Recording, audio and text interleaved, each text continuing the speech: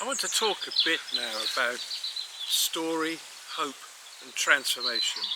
And they set the context really for how we might think about the climate, nature and social inequality crises that are world spanning at the moment and seem almost too big for us to be able to address.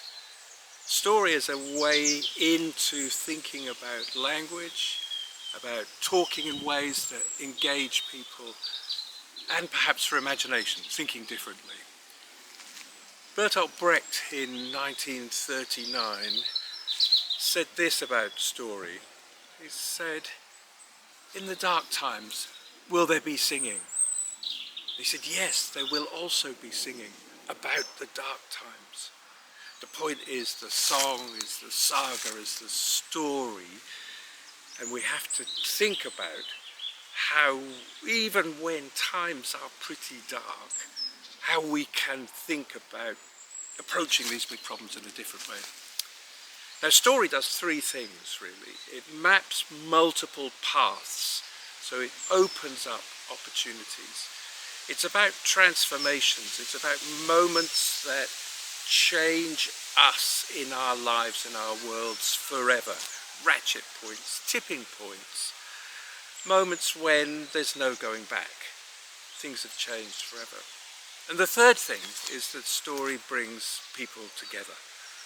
And perhaps one of the most important, you need audience, you need multiple people engaged. We need imagination and new thinking to deal with these kinds of problems across the world. The strange thing is that story these days is often framed as an antonym. Children are chided for telling tales. A myth is often assumed to be a lie. A legend is something that maybe is untrue, just as the word fiction is taken to be some kind of untruth or even lie. And yet at the same time, we're quite happy to call a famous actor or a footballer, somebody like that, we might say they're a legend in their field. We have a wonderful weekend away, a holiday, we have an event with friends, it's our daughter's wedding, and we may say afterwards, that was just like a fairy tale. So we sway between this language of story and at the same time often dismissing it because it doesn't fit with the current way that we think about how we talk about the world, how we report news and communications. Story is trying to do something different.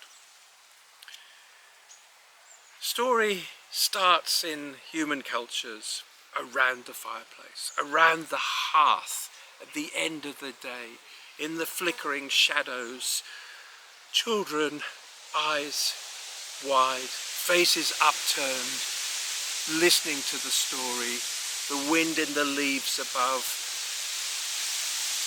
The people are about to tell something about what's happened in the day.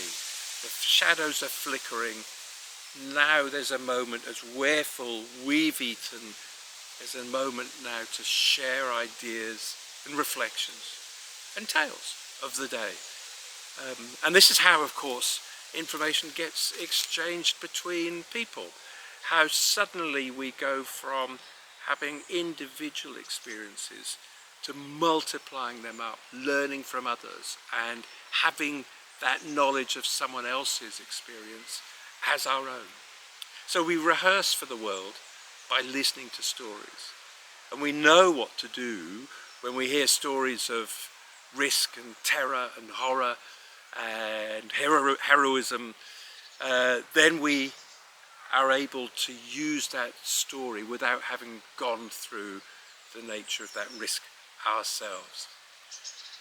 Yellow Man was a very famous storyteller from the 1960s, a Diné Navajo man who was able to tell hundreds and hundreds of different stories. He said, if children hear stories, they will grow up to be good people. And if adults hear stories, they will know what to do. So this thing about story is that it's transitioning from words, descriptions into agency, the capacity that we feel, that we might feel that we can then take action to change the circumstances that we face, the world itself in some sort of way. So story in its best form leads to agency. Story has always been about three things. About moral content. There's something in story that talks about right and wrong without lecturing you. These events happen, and from these we are able to tell which was right and which was wrong. Story always contains components of transformation, these moments of change, these dramatic things that happen in our lives. And that is something that all human cultures face. So when Ovid talks and writes 2,000 years ago 250 tales of transformation in metamorphoses, those stories are precisely things that we recognize when we hear them, and that's why the stories survive for 2 millennia. You wash your face in the water of a sacred well and sprout antlers. Now you're a deer and you're running from the hounds. The world has changed. And human cultures have always had these transitions between animals and humans, therianthropes that are mixtures of animals and humans, birds' heads and human bodies, and all mixtures of that sort.